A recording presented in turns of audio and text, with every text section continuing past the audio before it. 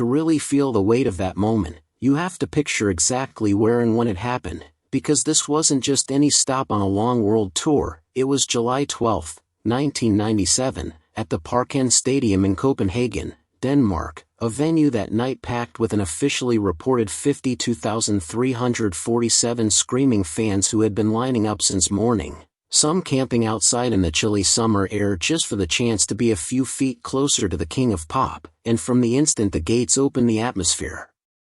was electric. Giant banners swaying, glittered gloves flashing under the floodlights, the smell of popcorn mixing with the crisp evening breeze. And as twilight deepened, the anticipation became almost physical, a low rumble of excitement that built with every soundcheck echo until Michael finally burst onto the stage like a bolt of lightning, owning every inch of it with a precision that only years of legendary performances can create. Yet what makes this night stand out is that nothing about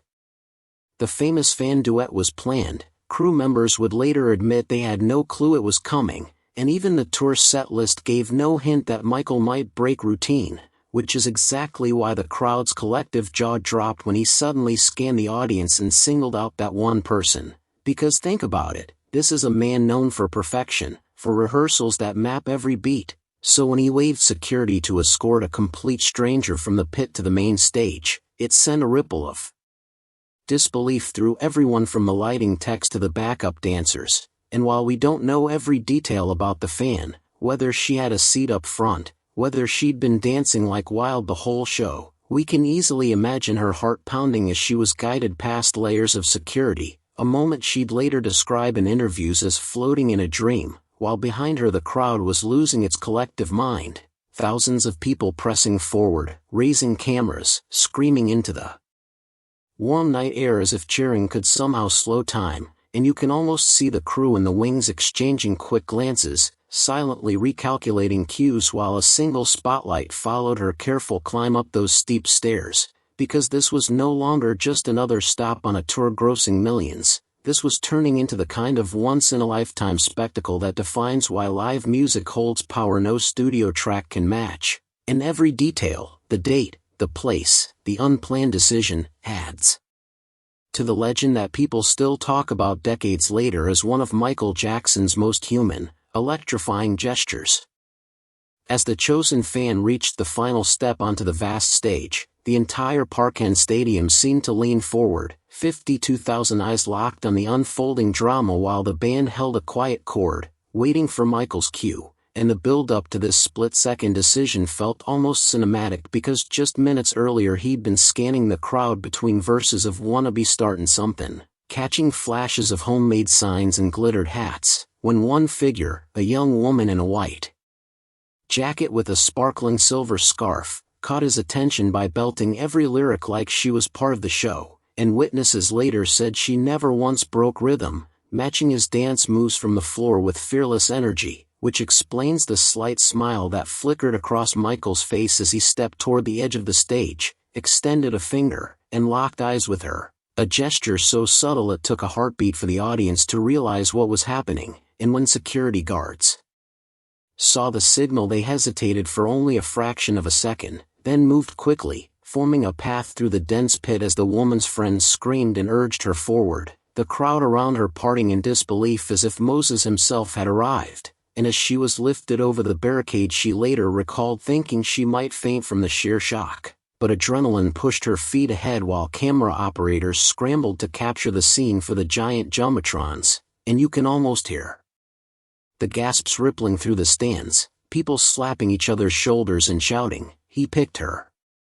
He really picked her," while the lighting crew dimmed everything except a single golden beam that followed her every shaky step. And Michael, ever the master of suspense, simply waited with that legendary calm, one gloved hand resting lightly on the mic stand as if to say, "Take your time, we've got the whole night," a quiet confidence that only amped up the anticipation, because everyone sensed that something bigger than a simple meet and greet was brewing, that this wasn't just a cute audience moment but the prelude to something unforgettable. And the tension built as she finally reached the lip of the stage, where a security guard offered a steadying hand and Michael leaned forward with a warm smile, whispering something lost to the roar but enough to make her laugh nervously, a tiny, human connection that seemed to shrink the massive arena into an intimate living room, and in that long, breathless pause before the music swelled again, 52,000 people collectively realized they were about to witness a duet no one could have predicted, a spontaneous collision of superstar precision and pure fan passion that would soon echo far beyond Copenhagen. The instant her sneakers touched the main stage, a fresh wave of cheers tore through the Parken Stadium like a sonic boom, the kind of roar that vibrates in your chest and makes you forget the chilly Copenhagen night, and Michael, grinning beneath the brim of his fedora, stepped forward with that effortless grace only he could pull off, extending his sequin glove to steady her as the spotlight tightened until it felt like the two of them were the only people in the world, while the band, perfectly trained to follow his every unspoken signal, held a soft sustaining chord that hung in the air like a question mark, and she, still trembling but visibly beaming now, looked out over the sea of about 52,000 fans, her eyes wide as if she'd just woken inside a dream she never dared to have, and the crowd responded by chanting her name when someone near the front shouted it loud enough to echo through the stands, a spontaneous rhythm of claps and shouts that built like a drumroll, and Michael leaned close to ask something only she could hear. Some guessed later it was ready to sing with me? Before spinning lightly and signaling to the keyboardist, who began the unmistakable opening notes of I Just Can't Stop Loving You, a choice so perfect it felt faded, and as the gentle melody floated across the arena he placed a wireless mic in her hand with the kind of casual confidence that made every heart watching skip a beat, because this wasn't just a handshake or a hug. This was an invitation to share his art, his voice, his global stage, and when she laughed nervously into the mic,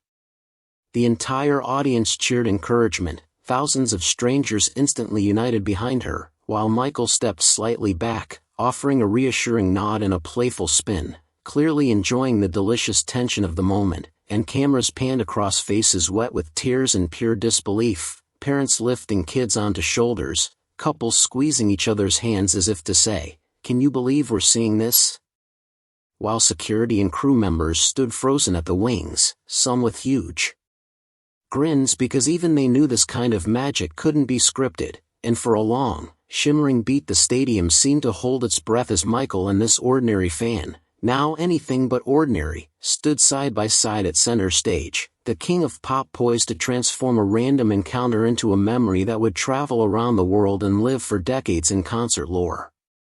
The first shimmering notes of I Just Can't Stop Loving You rolled across the stadium like a warm tide, and for a heartbeat the entire crowd of roughly 52,000 people seemed to inhale at once as Michael raised his mic and began the opening line, his voice pure and powerful under the night sky. Then, without warning, he turned toward his unexpected guest and tilted the mic toward her, an unspoken cue that instantly transformed her from awestruck fan to co-star, and what happened next felt like lightning striking twice because instead of freezing she took a steady breath and delivered the next line with a surprisingly sweet, steady tone that carried all the way to the nosebleeds, sending a ripple of disbelief through the audience, and you could actually see Michael's eyebrows lift in a flash of delighted surprise as he stepped back, giving her room like a proud mentor, the two of them now moving in an effortless call and response that had the band exchanging grins and the backup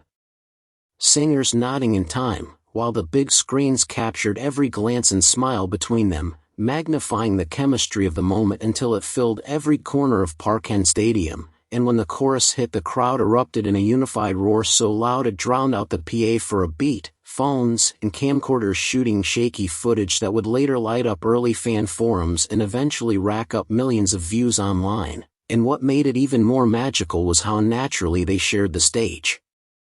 Michael spinning in perfect time while she mirrored a simple sway, their voices blending in a way that felt rehearsed even though it was pure spontaneity, the king of pop encouraging a total stranger to match him note for note, and as they reached the bridge he gave her an encouraging nod that drew a bright, confident smile, the kind that tells you she'll remember this moment for the rest of her life, while the audience clapped along in rhythm, some wiping tears, others dancing wildly, everyone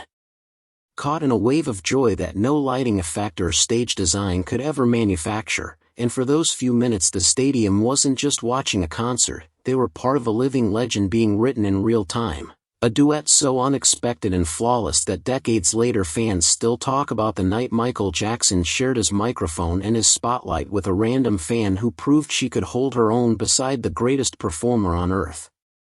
When the final note of "I Just Can't Stop Loving You" faded into the cool Copenhagen night, the Parken Stadium exploded in a thunder that felt less like applause and more like a single living heartbeat, a wall of sound from roughly 52,000 ecstatic fans who had just witnessed something they knew would become concert folklore, and the energy was so intense that even the steel risers trembled under the synchronized stomps and cheers, while Michael offered his impromptu duet partner a gentlemanly bow and a warm hug that sent another ripple of screams through the crowd, the giant screens zooming in on her tear-streaked but radiant face, a snapshot of pure disbelief and joy that would soon circle the globe, because within hours grainy camcorder clips started surfacing on early fan forums and music message boards, spreading like wildfire across Europe and then leaping to the United States, where morning radio shows replayed the audio and TV entertainment segments scrambled to license shaky footage, and newspapers from London to Los Angeles ran headlines like "Random Fan Becomes Pop Royalty for One Night," with critics calling it a masterclass in showmanship and humanity, while veteran music journalists marveled at how a performer known for meticulous choreography could create a moment so unplanned and yet so perfect, and the fan herself became a minor celebrity, giving a brief interview to a Danish radio station the next day where she described feeling like she was floating outside her body and admitted she could barely remember singing because adrenaline had taken over, a comment psychologists later cited when discussing how high-intensity experiences can imprint as almost dreamlike memories, and online discussions buzzed with theories about what drove Michael to break the strict set list, some saying he sensed her passion from the stage, others believing he simply loved surprising his audience, but everyone agreed the duet felt like proof of his unique connection to fans, a connection that transcended rehearsals and perfectly timed cues. And as days passed the clip's reach grew, from MTV news segments to fan-made VHS tapes traded across continents, eventually becoming one of those treasured pre-YouTube legends that people recounted at parties and in fan clubs, each retelling adding a touch more awe, until it settled into pop culture history as the night Michael Jackson turned a random concertgoer into a co-star, a moment that still gives longtime fans chills and leaves newcomers stunned that something so intimate and electrifying could happen in front of tens of thousands and yet feel personal to every single person who saw it or later pressed play on a grainy video decades later. What makes this duet truly unforgettable isn't just the thrill of seeing a random fan on stage with Michael Jackson, it's the way it perfectly illustrates his rare ability to connect with people on a human level, even amidst a crowd of roughly 52,000 spectators in a massive stadium, because while most performers rely on rehearsed gestures and carefully scripted interactions, Michael had an intuitive sense of timing, energy, and emotional resonance that allowed him to turn an impromptu choice into a legendary performance, and psychologists and neuroscientists have noted that moments of surprise and novelty, like this one, flood the brain with dopamine, making memories sharper and emotions feel more intense, which helps explain why fans decades later can recall not just the event but the exact way the fan's voice sounded, how Michael smiled at her, and the roar of the crowd as if it happened yesterday. And from an artistic perspective, this duet showcased the unique combination of mentorship, spontaneity, and showmanship. He allowed a complete stranger to share his spotlight, creating tension, excitement, and genuine vulnerability, which studies in performance psychology show increases audience engagement dramatically, because when people witness something unplanned that could go wrong, their attention skyrockets and emotional investment deepens, and on a cultural level, the moment reinforces why Michael Jackson remains the king of pop, not just for his choreography or vocal talent, but for his empathy and understanding of human connection, turning a massive stadium into an intimate space where one fan could feel like the center of the universe for a few magical minutes, and this is precisely why the duet continues to be cited in fan forums, documentaries, and music retrospectives as one of his most human, electric, and inspiring moments, a perfect example of how music transcends boundaries, creates shared experiences, and leaves permanent marks on the people lucky enough to witness it, and when you combine the rare spontaneity, the flawless execution, the emotional intensity, and the crowd's collective energy, you begin to understand that this wasn't just a concert highlight, it was a lesson in performance, psychology, and the art of connecting, all wrapped into one extraordinary event. A night where the King of Pop reminded the world that sometimes the most unforgettable moments aren't the rehearsed ones, but the ones that happen when you take a chance, trust your instincts, and invite someone else to share in the magic.